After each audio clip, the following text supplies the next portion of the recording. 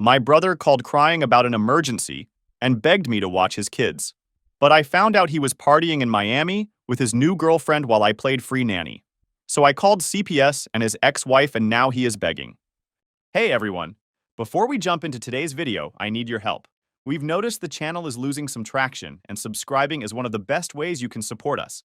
It's quick, free, and it helps us keep bringing you awesome content. Your support means the world. Let's keep this channel growing together. Thanks so much. Now let's start the video. Hey Reddit, so this story is going to piss you off as much as it did me. It all went down about 3 months ago and I'm still trying to wrap my head around how badly my own family screwed me over. So picture this. It's 2:30 a.m. on a Tuesday night. I'm dead asleep in my apartment, got work the next morning, and my phone starts going off. You know that panic you get when someone calls that late? First thought is always someone's dead or in the hospital, right? I fumble around, knock over my water bottle, and see it's my brother Steven calling. Me and Steven don't really talk much. He's 4 years older than me, lives like 800 miles away in some suburb outside Phoenix, and we maybe exchange texts on birthdays and Christmas. That's about it. I pick up and Steven's voice sounds all shaky and weird, like genuinely scared, which I've never heard from him before. Steven's always been this cocky guy who thinks he's got life figured out. So hearing him sound actually vulnerable was jarring. Carter, he goes, I'm in deep shit right now. I can't tell mom and dad because it would literally kill them. You're the only person I can trust. Now I'm sitting up in bed, completely awake. What's going on, man? Are you hurt? No, it's not like that. But I'm in serious trouble and I need someone to watch Avery and Lucy for a few days while I handle it.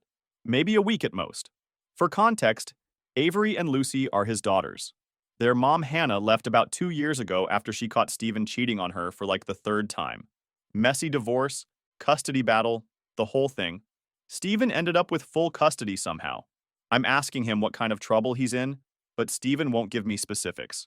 Just keeps saying stuff like, I can't get into it over the phone, and it's complicated, but I need to handle it fast.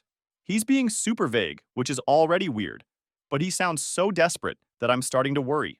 Steven, what aren't you telling me? Is this money trouble? Are you in danger? Look, I need to know if you can help me out here. The girls can't be around for this and I don't have anyone else I trust. Here's the thing. I actually had some vacation time saved up. I work as a software engineer for this tech startup and I hadn't taken any real time off in like 8 months. Plus, I make decent money, so booking a last-minute flight wasn't going to break me. But still, dropping everything to fly across the country with zero explanation? That's a big ask. How bad are we talking here? I asked. Bad enough that I might lose the girls if I don't handle this right. Carter, I'm not exaggerating when I say you might be saving my life here. That got me. Look, Steven's got his faults. He can be selfish, he cheated on his wife, he's not exactly father of the year material. But those kids don't deserve to suffer, because their dad screwed up, and despite everything, he's still my brother. All right, I said. I'll figure out the work situation and book a flight for tomorrow. But Steven, you better explain everything when I get there. I swear Steven started tearing up a little. His voice got all choked up and he goes, Thank you, seriously, thank you. I'll never forget this. And Carter, don't tell mom and dad anything's wrong, okay? They can't know about this. We hung up and I just sat there in the dark for like an hour. Couldn't fall back asleep. My mind was racing trying to figure out what kind of trouble Steven could be in. Money problems seemed most likely. Maybe he owed someone dangerous money? Or got involved in some shady business deal. Steven's always been kind of impulsive with money. Could be legal trouble too. Maybe he got a DUI or something worse. The way he was talking about losing the girls made it sound serious. Part of me wondered if it was medical. Like maybe he got some bad test results and needed surgery or treatment he couldn't afford. That would explain why he couldn't tell our parents. They'd worry themselves sick. Either way, I was committed now. Called my boss first thing in the morning and explained I had a family emergency. Didn't give specifics but said I needed emergency leave to help my brother. Thank God my company's pretty good about that stuff. They approved it no questions asked. Booked the first flight I could find, which cost me like $600 because of the short notice. Packed enough clothes for about a week, threw my laptop in my bag in case I needed to work remotely, and tried to mentally prepare for whatever disaster I was walking into. The flight was brutal. 3 hours of just sitting there wondering what I'd find when I landed. Steven texting me updates like, thanks again, and I owe you huge, but still no details about what was actually going on. By the time we started descending into Phoenix, I'd convinced myself this was probably financial trouble. Steven probably got in over his head with debt or gambling or something, and now he needed to figure out how to fix it without losing his house or custody of his kids. Steven picked me up at the airport looking like he hadn't slept in days. Dark circles under his eyes, hadn't shaved, wearing clothes that looked like he'd slept in them. First thing he said was, "Thanks for coming. I know this is crazy." I threw my bag in his trunk and asked again what was going on. He just shook his head and said, "Let's get to the house first. I'll explain everything then." The whole drive to his house, he's making small talk about random things. How the girls are doing in school, some drama with his neighbors about their dog barking, asking about my job and if I'm still single. Classic deflection stuff. I've seen Steven do this before when he doesn't want to talk about something serious. "Steven," I said, after he spent 5 minutes complaining about his HOA fees, "you said you'd explain what's going on when we got to the house." Yeah, I will. Just let me get you settled in first." We pull into his driveway, and the house looks normal enough. Not like someone who's about to lose everything, you know? Which made me even more confused about what kind of trouble he was supposedly in. We walk inside, and there's this teenage girl sitting on the couch watching TV, while the girls play with some dolls on the floor. Steven introduces her as Jessica, says she's from down the street and has been helping out with babysitting. Soon as they see me, Avery and Lucy come running over yelling, "Uncle Carter!" It honestly made me feel pretty good. I don't see them much, but they remembered me, you know? Steven pays Jessica and she heads out. Then he sits the girls down on the couch and explains that Uncle Carter's going to stay with them for a few days, while Daddy has to go handle some important work stuff. The girls seemed totally fine with it. They're probably used to Steven's irregular schedule and different babysitters coming and going. We order pizza for dinner, and I'm thinking, okay, now he'll finally tell me what's going on. The girls are eating and watching some Disney movie. Perfect time to talk. But Steven just keeps making more small talk, asking if I want another slice, talking about how Lucy lost a tooth last week, showing me some art project Avery made at school. After dinner, Steven gets the girls ready for bed. But then Steven comes downstairs carrying a suitcase. "I have to leave tonight," he says. Just like that. "Early flight tomorrow morning." I'm like, "Whoa, hold up. You said you'd explain what kind of trouble you're in. I flew across the country to help you, and I still don't know what's actually going on." Steven gets this look on his face like he's trying to decide how much to tell me. He sets the suitcase down and runs his hands through his hair. "Look, I can't get into specifics right now. It's complicated, and honestly, the less you know the better. But I'm handling it, okay? I just need you to watch the girls for maybe a week, 2 weeks tops." 2 weeks? "Steven, I took emergency leave thinking this was like a 3 or 4 day thing. I can't just disappear from work for 2 weeks." I know. I'm sorry for not being more upfront about the timeline. But Carter, I'm dead serious when I say you're the only person I can trust with this. If Mom and Dad found out, he trails off and shakes his head, like he can't even think about it. I wanted to push harder, but honestly, Steven looked so stressed and exhausted that I felt bad for him. Plus, the girls were already attached to me being there. They seemed happy and comfortable, and I didn't want to create more chaos in their lives. "Fine," I said. "But you better keep me updated every day. Text me, call me, whatever. And I want to know the second this gets resolved." Steven nodded and gave me this huge hug. Said he'd never forget this, that he owed me big time, that I was literally saving his family. Really laying it on thick, you know? Then he shows me around the house, where everything is. How to work the TV and the dishwasher, the girls' school schedule, emergency contacts, where he keeps cash for groceries. Basic stuff you'd tell any babysitter. "The girls' school is about 10 minutes away," he explained. "Drop-off is between 7:30 and 8. Pickup is at 3:15. Avery's in 3rd grade, Lucy's in kindergarten. They both pack their own lunches, but sometimes they forget stuff." He showed me their bedtime routine, where their clothes are, how Lucy still needs help brushing her teeth properly. Avery likes to read before bed. Lucy needs her stuffed elephant, or she won't sleep. "Oh, and Carter?" Steven paused at the front door with his suitcase. "If anyone asks where I am, teachers, neighbors, whoever, just tell them I'm on a business trip." The girls know to say that too. Business trip? Yeah, it's easier than trying to explain the real situation. Less questions, you know? Then he called an Uber, and just like that, he was gone. I'm standing in my brother's house at 9 p.m., responsible for 2 kids I barely know, with absolutely zero idea what kind of trouble Steven's really dealing with. I stayed up late that night trying to get some work done on my laptop, figured I might as well be productive. But I kept thinking about how weird Steven was acting. The way he wouldn't look me in the eye when he said he'd explain everything. how quickly he wanted to leave. The whole business trip story that felt rehearsed. Something was definitely off, but I couldn't put my finger on what. Steven's always been dramatic, so maybe I was just overthinking it. Maybe he really was in some kind of serious trouble and needed to handle it discreetly. Either way, I was committed now. Had to make the best of it and take care of those girls until Steven got back. What I didn't know was that Steven wasn't planning to come back anytime soon. And the trouble he was handling involved a lot more sun, sand, and cocktails than I could have imagined. So the first couple days actually went pretty smooth. I got into a routine with the girls, wake up around 6:30, make breakfast, get them dressed and ready for school. Avery's pretty independent. She can handle most stuff herself.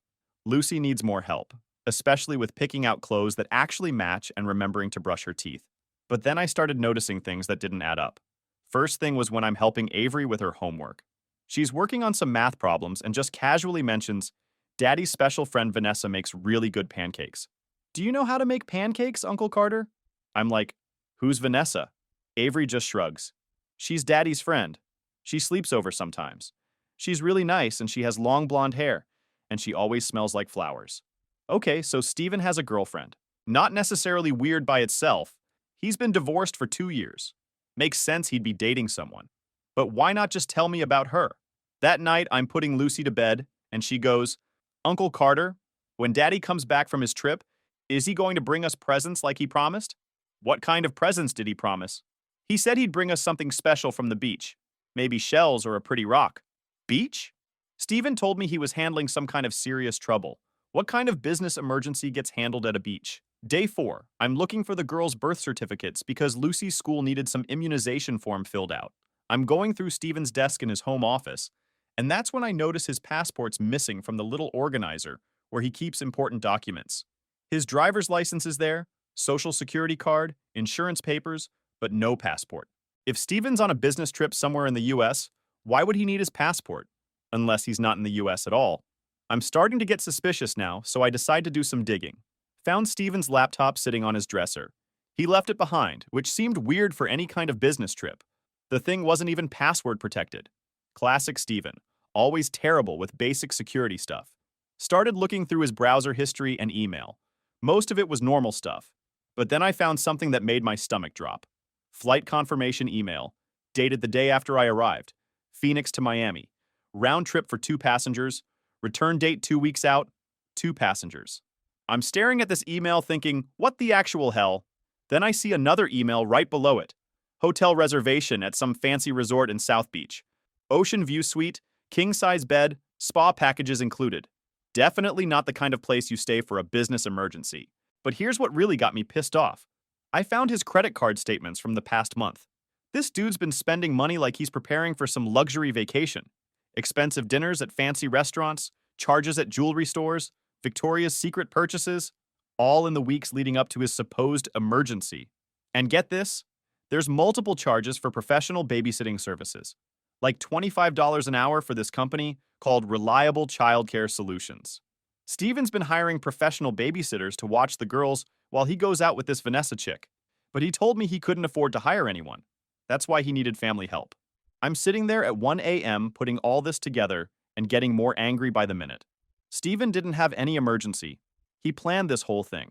He got me to fly across the country and take time off work so he could go on some romantic vacation with his new girlfriend. He used his own kids as an excuse to get free babysitting for 2 weeks. The more I thought about it, the more it made sense. Steven's always been selfish, but this was next level. He manipulated me into thinking he was in some kind of danger, made me feel guilty about not helping family, then jetted off to Miami to party while I'm here making his kids breakfast and helping with homework. But here's what really bothered me. Steven just abandoned his daughters. He lied to them about where he was going, lied to me about why he needed help, and flew off to party while his kids think he's handling some business crisis. What kind of father does that? I wanted to call him right then and tear into him, but I looked at Avery and Lucy sleeping peacefully in their beds and realized something else. These kids were counting on me now. They trusted me to take care of them while Daddy was away. Even if Steven was a lying piece of shit, I couldn't just abandon them the way he did. So I decided to keep digging. If Steven was going to screw me over like this, I wanted to know exactly what kind of person I was dealing with. And what I found over the next few days was so much worse than just a fake emergency. His finances are a complete disaster. Behind on his mortgage payments, credit cards maxed out, car payment overdue. This dude's basically broke. But somehow he found money for Miami vacation, expensive dinners, jewelry for his girlfriend. That doesn't add up unless he's getting money from somewhere else. That's when I found the checks. Bunch of them written to cash for big amounts. $3,000 here, $5,000 there, $2,500 another time, all around the same dates as those expensive purchases for Vanessa. Where the hell was Steven getting this kind of cash? I called his bank pretending to be Steven. We sound pretty similar on the phone, and I know enough personal details about him to get through their security questions. Told them I lost track of some cash withdrawals and needed to verify what account they came from. Here's where it gets really messed up. Those weren't withdrawals from Steven's checking account. They were from a joint account he has with our parents. Let me explain something about my mom and dad. They're both in their mid-70s, been retired for about 10 years. They're not wealthy by any means. They own their house outright and have maybe $80,000 in retirement savings that they've been really careful with their whole lives. Steven's been stealing from them. I found emails going back 6 months where Steven's asking our parents for money. Always some sob story about emergency expenses for the girls. Medical bills, school supplies, car repairs, home maintenance. Crisis after crisis. And my parents, being the good grandparents they are, kept sending him money. But here's the thing. I looked into all those supposed emergencies. The girls' medical records show they're both healthy. No recent doctor visits except routine checkups. School supplies? I asked Avery if she needed anything for school, and she said they usually have to ask the teacher for extra pencils because Daddy forgets to buy them. Car repairs? Steven's BMW is sitting in the driveway looking perfectly fine. He made up every single emergency to steal money from our elderly parents so he could buy jewelry for his girlfriend and take her on vacation to Miami. I'm sitting there staring at these bank statements feeling sick to my stomach. This isn't just lying to me or abandoning his kids for a week. This is financial abuse of our own parents who trust him completely. So I called Mom. Hey Mom, how are you and Dad doing? Everything okay financially? Oh, we're fine, honey. Why do you ask? Just wondering. Steven mentioned you guys have been helping him out with some expenses for the girls. Long pause. I can hear the TV in the background, some game show Dad likes to watch. Well, Mom finally says, you know Steven's been having a hard time since Hannah left. Single parenting is expensive and he's doing his best. How much are we talking about, Mom? Like roughly. Another pause, longer this time. I don't think that's really your business, Carter. Steven's a good father and he only asks for help when he really needs it. That told me everything. My parents weren't just blind, they were ashamed. They'd probably sunk a good part of their savings into Steven and didn't want to admit they'd been played. I told Mom Steven wasn't in trouble. He was in Miami with his girlfriend, and I had the proof. She refused to believe it, kept insisting he was on a business trip, said he was a good man providing for his girls. When I told her he lied to get me to babysit for free and had been draining their money, she shut it down and hung up. She'd rather defend the lie than face the truth. I called Dad next, asked how much Steven had taken. He passed it off to Mom. When I explained the situation, he just said maybe Steven needed a break. Even after I told him I was the one caring for the kids right now, that Steven lied to all of us, he still brushed it off.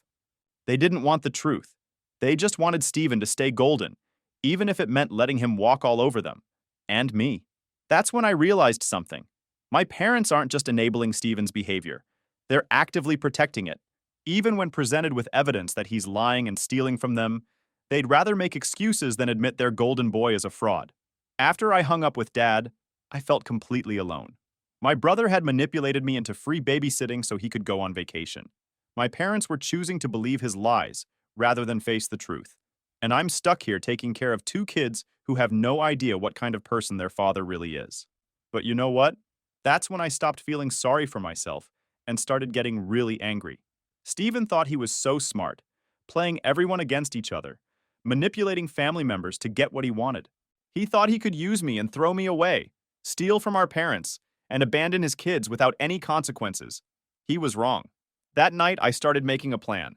If Steven wanted to play games, I'd show him what happens when you mess with the wrong person. First thing I did was call my buddy Jake, who works as a family lawyer. We went to college together and stayed in touch over the years. Good dude. Helped me with some contract stuff when I bought my condo. I figured he'd know what my options were. Jake, hypothetical question for you. If someone abandons their kids with a family member under false pretenses, What kind of legal trouble are they looking at? Depends on the details. How long are we talking about? 2 weeks planned, possibly longer. Left the kids with their uncle by claiming there was a family emergency, but actually went on vacation. Jake was quiet for a second. Carter, please tell me this isn't about you. So I explained the whole situation. Steven's fake emergency, the Miami trip, the stolen money from our parents, everything. Jake listened without interrupting, which is never a good sign when you're talking to a lawyer. Dude, this is seriously messed up, he finally said. Your brother didn't just lie to you, he abandoned his kids. That's child abandonment, and depending on your state laws, it could be a felony. The word abandoned stopped me cold. I told him I was watching the kids, doing everything. But he cut in, said Steven lied. There was no emergency. He just wanted a vacation and used me to dodge responsibility. Worse, there were no legal arrangements, no paperwork, no guardianship. If something happened, I wouldn't be able to make a single decision for those kids. And I hadn't even thought about that. He told me to document everything. Texts, timelines, receipts. Screenshot the bank charges, the flight details, anything that showed Steven wasn't where he said he was. Then he said to call CPS. I froze. That felt harsh. But he didn't flinch. Said Steven didn't just ditch the kids, he left them vulnerable. That wasn't a bad brother move. It was parental neglect. He also suggested I contact the girl's mother, since she might want to know about this. That was the hardest part. Calling Hannah. I barely knew her. Met her a handful of times at family gatherings before the divorce. She seemed nice enough from what I remembered, but Steven always painted her as unstable.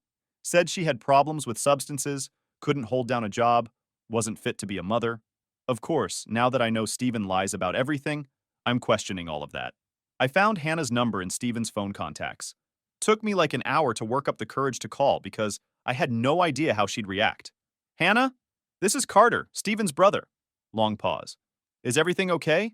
Are the girls all right? The girls are fine. They're with me right now. But Steven, I took a deep breath.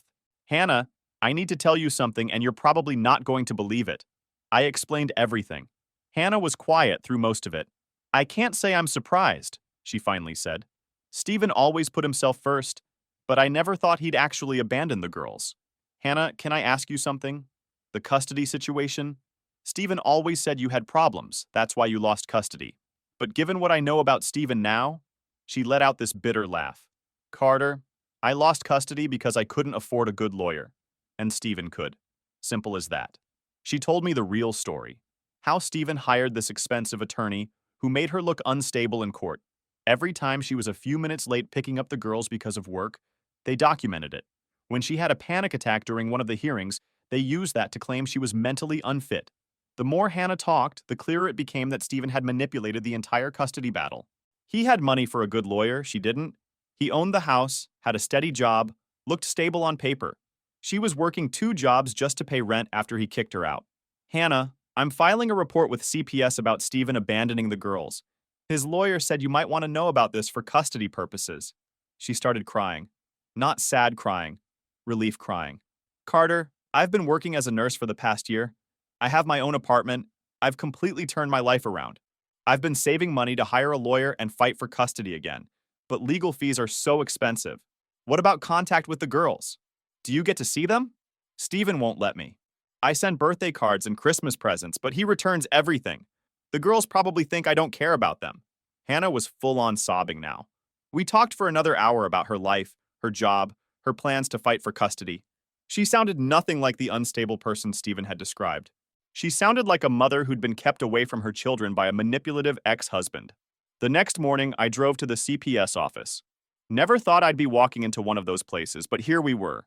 The caseworker was this professional woman named Mrs. Rodriguez. I explained the situation and showed her all my evidence. Flight confirmations, hotel reservations, bank statements, timeline of events. Let me make sure I understand, she said. Your brother told you he was in emergency trouble and needed you to watch his children, but he's actually on vacation in Miami? Exactly. And the kids think he's on a business trip. They have no idea their dad lied to everyone and abandoned them. Mrs. Rodriguez made copies of everything and opened an official investigation. She said someone would need to interview the girls, but they could do it at school so it wouldn't be traumatic for them. What happens when Steven gets back? We'll need to interview him, obviously. But based on what you're showing me, this is clear child abandonment. The deception makes it even worse. She also gave me contact information for family court and suggested I look into emergency custody modification since Hannah might want to pursue that. Walking out of that CPS office, I felt like I just lit a fuse on a bomb. Stephen thought he was so clever, manipulating everyone to get his free vacation. He had no idea what was waiting for him when he got back. That afternoon, I called Hannah's new lawyer, a sharp woman named Ms. Chen, who specialized in family law. We met the next day to discuss filing for emergency custody modification. Ms. Chen explained that child abandonment, especially when there's evidence of deception and manipulation, this could be exactly what Hannah needs to get her children back. By the end of the week, we'd filed paperwork with family court requesting emergency custody modification. The hearing was scheduled for the following Monday. Stephen's Miami vacation was about to become the most expensive mistake of his life. I decided to let him know his vacation was about to end early. Sent him a text at 6 a.m. Miami time on his second to last day. Figured he'd be hungover, and this would really mess with his head. Simple message. Hey, Stephen. Hope you're enjoying Miami with Vanessa. CPS opened an investigation for child abandonment. Also, Mom and Dad might want to know where their retirement money really went. Have a great rest of your trip. My phone started ringing about 30 seconds later. I let it go to voicemail. Then it rang again. And again. By the fourth call, I finally answered just to hear him panic. Stephen was furious and confused, demanding to know what I was talking about. I explained calmly that I'd found all the evidence. When I mentioned calling Hannah and getting her a lawyer, he completely lost it. He started ranting about how Hannah was unstable and couldn't take care of the kids, how those were his children, not mine or hers. The whole conversation just proved what a selfish piece of shit he really was. Even caught red-handed, he was still trying to manipulate and blame everyone else. I told him he had 24 hours to get back, or CPS would file abandonment charges. Wasn't completely sure that was true, but I wanted to see him squirm. Then I hung up and turned off my phone. Figured he could spend his last day in Miami freaking out instead of enjoying himself. 2 hours later, my mom called, and that conversation was even worse than I expected. Stephen had called them playing the victim, claiming I was trying to steal his children. Even after I offered to send proof of his lies and theft, Mom refused to look at any evidence. She said Stephen had explained everything and deserved time off after working so hard. The mental gymnastics were incredible. My own mother would rather believe Stephen's obvious lies than accept that her golden child had abandoned his kids and stolen from his elderly parents. She accused me of being vindictive, and going through Stephen's private stuff like that somehow made his crimes my fault. When I pointed out that Stephen was getting wasted on Miami Beach while I was taking care of his daughters, she hung up on me. The message was clear. In my parents' eyes, Stephen could do no wrong, and I was the troublemaker for exposing his lies. That afternoon, Mrs. Rodriguez from CPS came to interview the girls. She was really professional about it, made the conversation seem casual and natural, asked about their routine, who takes care of them, where Daddy went for his trip. The girls were completely honest, mentioning Daddy's special friend Vanessa and how he promised to bring them presents from the beach. Mrs. Rodriguez told me the children's statements supported my timeline completely. When Stephen returned, he'd need to come in for an official interview, and if he refused to cooperate, they'd escalate the investigation. Stephen finally dragged himself back 2 days later, looking like hell, sunburned, exhausted, and radiating anger. Probably spent his whole flight back panicking about what was waiting for him. The girls ran to hug him when he walked in, and for a second I almost felt bad watching him realize he might lose them forever. But then he started attacking me for going through his stuff, calling CPS, filing court papers, and destroying his relationship with Vanessa. Apparently his girlfriend dumped him when she found out he was broke and facing legal trouble. What a shock that a gold digger would bail when the money dried up. He kept claiming I'd stabbed him in the back. In his twisted mind, I was supposed to just quietly enable his lies and let him keep manipulating everyone. The fact that I'd documented his crimes and protected his children made me the villain in his story. The whole conversation just reinforced that Stephen felt no guilt about what he'd done. He wasn't sorry for abandoning his kids or stealing from our parents. He was just angry that he got caught and faced consequences. The court hearing was exactly what Ms. Chen predicted. Stephen's lawyer tried damage control, arguing that Miami was a mental health break, and leaving the kids with family showed responsible planning. The judge looked skeptical from the start. Hannah testified beautifully about how Stephen had manipulated the original custody arrangement and kept her away from the children for 2 years. She'd completely turned her life around. Meanwhile, Stephen had just proven he was willing to abandon his kids for a vacation, When I testified about the lies, fake emergency, and evidence of financial theft, Steven's lawyer couldn't really defend any of it. How do you explain flight confirmations to Miami when your client claimed to be handling a crisis? The judge asked Steven directly about lying to get free childcare while he went on vacation. He tried to spin it as a misunderstanding, but there's no good way to explain that level of deception and manipulation. Hannah got temporary full custody that day. Steven got supervised visits every other weekend, pending a full evaluation that would probably make the arrangement permanent. My parents' reaction was the final nail in the coffin of our relationship. Instead of being horrified that Steven had stolen from them and abandoned his children, they blamed me for exposing him. They cut me off completely, blocked my number, unfriended me on social media, told extended family I was jealous and vindictive. In their minds, I'd destroyed their perfect son's life by refusing to enable his lies. They'd rather lose one son than admit the other one was a criminal and a terrible father. Steven's life completely fell apart after that. Lost custody of his kids, got evicted from his house when he couldn't make mortgage payments, ended up in some studio apartment working part-time at a used car dealership. And he burned through his remaining savings on legal fees, trying to fight the custody decision. Steven thought he could manipulate everyone and never face consequences. He thought family would always cover for him no matter what he did. He learned the hard way that some people won't enable toxic behavior just to keep the peace. Those kids are safe now with a parent who actually puts them first. They're doing better in school and finally allowed to have a relationship with their mother. That's worth losing my relationship with my parents and brother.